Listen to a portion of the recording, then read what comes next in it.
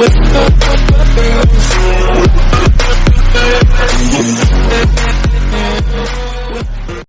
Friends, मैं आपका अपना फ्रेंड अजय यादव आज आपके लिए लाया हूँ एक नए वीडियो जिसमें हम साग भाजी के पीड़ा कीट एवं उनका प्रबंधन के अंतर्गत फल मक्खी को बारे में अध्ययन करेंगे। तो चलिए आज का अपना टॉपिक शुरू करते हैं। तो फल मक्खी को अन्य नामों से भी जाना जाता है। इस मक्खी को विभिन्न प्रांतों में अलग अलग स्थानीय नामों के नाम से जाना जाता है, जैसे यूपी में सोना मक्खी, महाराष्ट्र में फलमासी तथा गुजरात में फल मक्खी के नाम से इसे जाना जाता है। इसका वैज्ञानिक नाम बैक्टीरिया क्यूप्रिटस होता है, जिसका ऑर्डर डिप्टेरा है और इसका फैमिली टेप्रोटेरिया है। चलिए अब हम इसके पढ़ते हैं पोषक पौधे, अर्थात यह कहाँ से पोषक या किन किन पौधों से पोषक प्राप्त करने का कार्य करती है। तो कद्दू कुल की लगभग सभी पौधों व फलों जैसे लौकी, करेला, तोरई, कद्दू, ककड़ी, खरबूजा, खीरा, परवल, चिचड़ा, टिड्डा आदि। इसके अतिरिक्त ये टमाटर, बैगन, अमरूद, पपीता आदि के भी नुकसान पहुंचाने का कार्य करती है। हम पढ़ेंगे इसका वितरण। तो सफ़ेद फल मक्खी का वितरण संसार के सभी भागों में ये पाई जाती है। सर्वप्रथम इस मक्खी को 1898 अर्थात सन 1898 में हवाई द्वीप में देखी गई थी तथा 1913 में ईस्वी तक यह सभी जगह फैलने का कार्य कर चुकी थी। भारतवर्ष में यह भी लगभग सभी जगह मिलने का कार्य करती है। अब पढ़ें इसका क्षति एवं आर्थिक महत्व। तो इस कीट के पोतक ही क्षति पहुंचाने का कार्य करते हैं मुख्य रूप से। इनका एक सिरा पतला और दूसरा कुछ चौड़ा प्रकार का होता है। अब पढ़ें इसका प्रकोप। तो फरवरी के अंतिम सप्ताह या मार्च के प्रथम सप्ताह से नवंबर के प्रथम सप्ताह तक यह इसका प्रकोप ज़्यादा अधिक देखने को मिलता है। हम पढ़ेंगे इसका जीवन इतिहास। तो इस कीट के जीवन चक्र में 4 अवस्थाएं देखने को मिलती हैं, जिनमें से पहली है अंडा, दूसरा है पूतक, तीसरा है कृषिकोप और चौथा है पूर्ण। सर्वप्रथम इसके पहले के बारे में पढ़ेंगे अंडा। तो यह है पूर्ण मक्खी लगभग पूरे समय फरवरी से नवंबर तक अंडे देने का कार्य करती है। प्रियोबिपिशियन अर्थात अंडे देने से पहले का समय अगस्त में 14 दिन का, जबकि अन्य समय में यह 9 से 30 दिनों का तक पाया जाता है। गर्मियों में अंडे प्राय शाम के समय में दिए जाते हैं, जबकि जाड़े में 2 से 5 दिन के अंतर पर कई बार दिए जाते हैं। प्रत्येक अंडा 0.6 मिलीमीटर लंबा, श्रृंगार के आकार का, चिकना, चमकदार तथा सफ़ेद रंग का होता है। अब हम पढ़ेंगे इसका पुतक के बारे में। तो अंडों के फूटने के पश्चात सफ़ेद रंग के पीतक निकलने का कार्य करते हैं, जिन्हें गिडार भी कहते हैं। इसका एक सिरा पतला और दूसरा सिरा कुछ चौड़ा होता है। इनकी लंबाई 1 मिलीमीटर तथा शरीर 112 खंडों का बना होता है। पूतक गर्मियों में 3 दिनों, जाड़ों में 20 से 21 दिनों, साधारण रूप से 7 से 8 दिनों में पूर्णतः विकसित होने का कार्य करते हैं। इसका है तीसरा कृमि अर्थात प्यूपा। तो पूतक से कृषि कोष में बदलने के लिए 6 घंटे 24 घंटे लगने का कार्य करते हैं। कृषि कोष अंडाकार अगले दिन सिर पर कुछ चपटा, पतला और पीछे की ओर मोटा तथा नोकदार होता है। यह खंडों का 5.5 मिलीमीटर लंबा एवं 2 मिलीमीटर चौड़ा गेहूं के रंग का होता है। कृषि कोष गर्मियों तथा बरसात में 6 से 9 दिनों तक, दिसंबर में 20 से 30 दिनों में पककर तैयार होती हैं और उनसे पूर्ण मक्खियाँ निकलने का कार्य करती हैं। अब हम पढ़ेंगे मक्खी।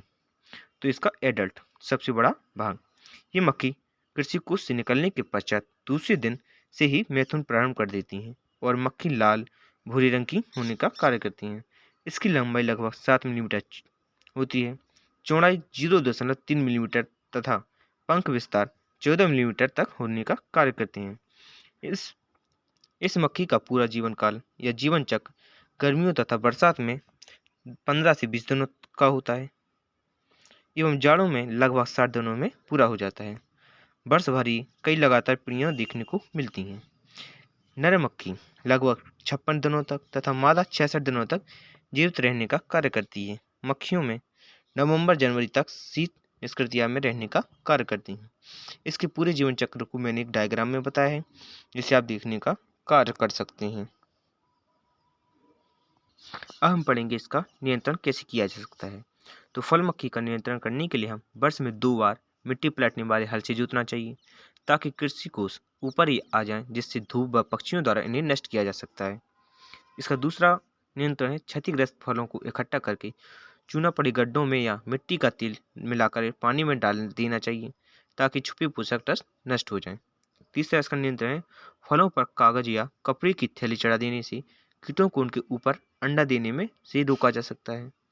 चौथा नियंत्रण है नर मक्खियों को नष्ट करने हेतु साइट्रोनीला अर्थात संतरे का तेल की थोड़ी मात्रा पानी में मिलाकर मिट्टी के चौड़े मुंह वाले बर्तनों में भरकर पौधों के पास रखें।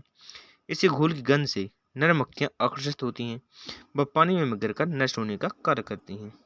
इसके कुछ प्राकृतिक शत्रु भी हैं, जैसे ब्रैकोनिडी कुल के कुछ कीट इस मक्खी की कृमियों पर परजीवी होती हैं। जिस समय पोषक फलों में से वह कृषि कोष के बदलने के लिए निकलते हैं, कीट अपने अंडे उनमें रख देते हैं। इस प्रकार कृषि कोष अवस्था में इन अंडों से निकले हुए परजीवी कीट के लार्वा आक्रमण करते हैं और जो निम्न है, जैसे ये 3 इसके मुख्य रूप से हैं। इनमें सबसे मुख्य है इनक्लीस क्लाइव।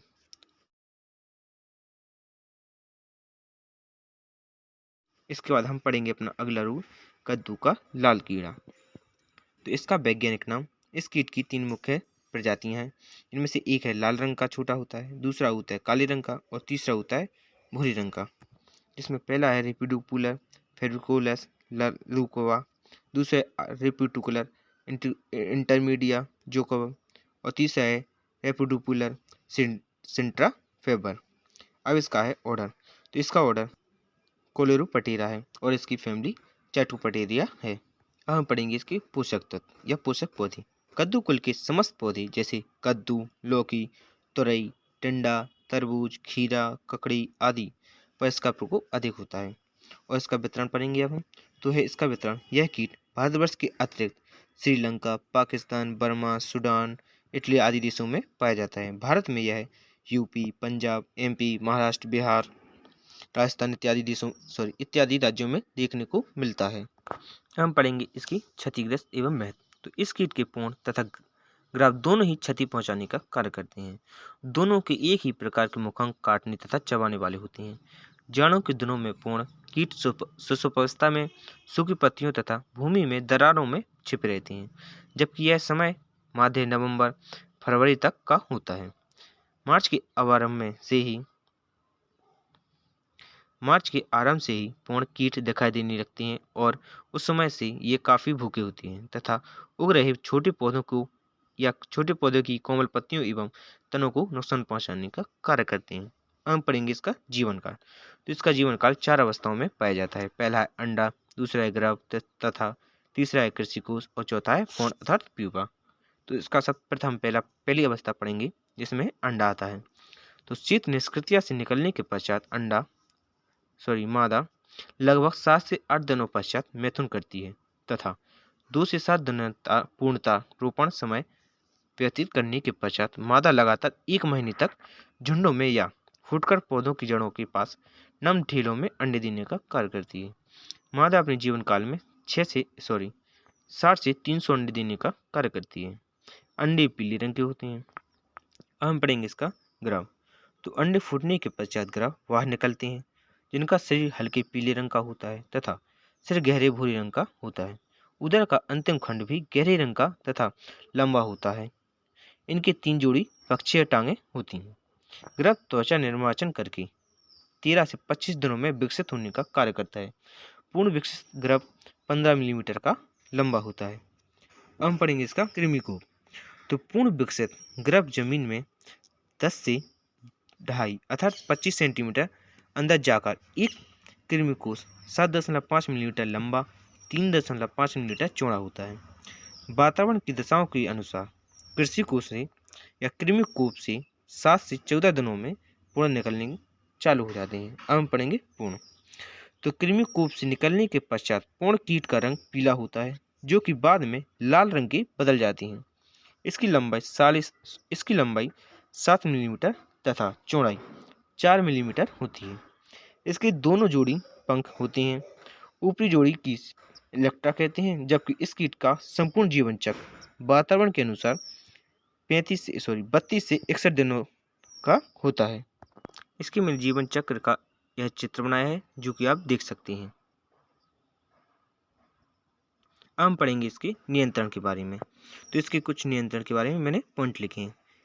फसल की कटाई के बाद खेत की जुताई मिट्टी पलटने वाले हर से करनी चाहिए ताकि भूमिगत अंडी तथा गर्भ ऊपर आकर सूर्य प्रकाश एवं चिड़ियों द्वारा नष्ट कर दिए जाते हैं। खेत की समस्त सूखी पत्तियों को मार्च से पहले इकट्ठा करके जला देना चाहिए। तीसरा है मार्च अप्रैल में सूर्य निकलने से पहले या पूर्व जब कीड़े निष्क्रिय रहते हैं उन्हें हाथ के जाल में पकड़कर नष्ट कर देना चाहिए। इसका चौथा पॉइंट है राख में मिट्टी का तेल मिलाकर पौधों पर छिड़काव करने से कीड़े पत्तियों को नहीं खाते हैं। तो आज के लिए इतना ही, हम मिलेंगे अपनी अगली वीडियो में। तो वीडियो को लाइक कीजिए, दोस्तों को शेयर कीजिए और चैनल को सब्सक्राइब कीजिए ताकि हमारा वीडियो सबसे पहले आप तक पहुंच सके। Thank you for watching my video.